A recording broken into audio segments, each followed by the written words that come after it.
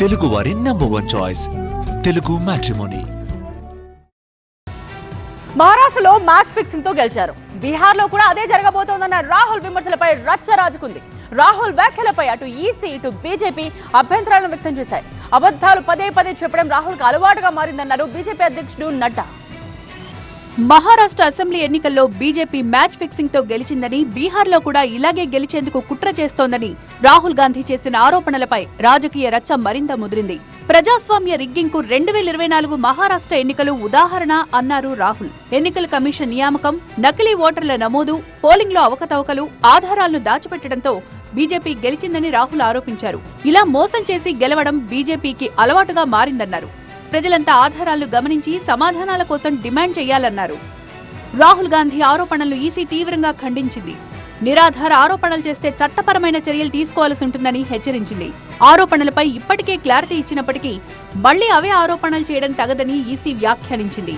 పదే పదే అబద్ధాలు చెప్పడం రాహుల్ కు అలవాటని విమర్శించారు బీజేపీ అధ్యక్షుడు జేపీ నడ్డా. రాహుల్ గాంధీ తీరుతోనే కాంగ్రెస్ వరుస ఓటమి పాలవుతోందని విమర్శించారు. ఎలాంటి ఆధారాలు లేకుండా ఆరోపణలు చేయడం సిగ్గుచేటని ట్వీట్ చేశారు నడ్డా. ప్రజాస్వామ్యంలో నాటకాలను కాదు, వాస్తవాలనే ప్రజలు నమ్ముతారన్నారు నడ్డా.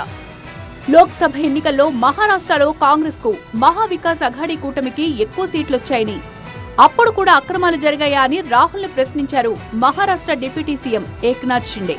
लोकसभा चुनाव में कांग्रेस को महाविकास आघाड़ी को जीत हासिल हो गई महाराष्ट्र में, तब कुछ बोले नहीं, तब चुपचाप रहे, तब ईवीएम अच्छा था, चुनाव आयोग अच्छा था, सब अच्छा था. विधानसभा चुनाव में जब लोगों ने मैंडेट दिया तो 2.5 साल में जो काम हुआ, इसके वजह से लाडली बहन, किसान सभी लोगों ने भर भर के महायुति के बाजू से मतदान किया, लैंडस्लाइड मैंडेट दिया. अभी इसलिए उनके पैरों तले जमीन खिसक गई.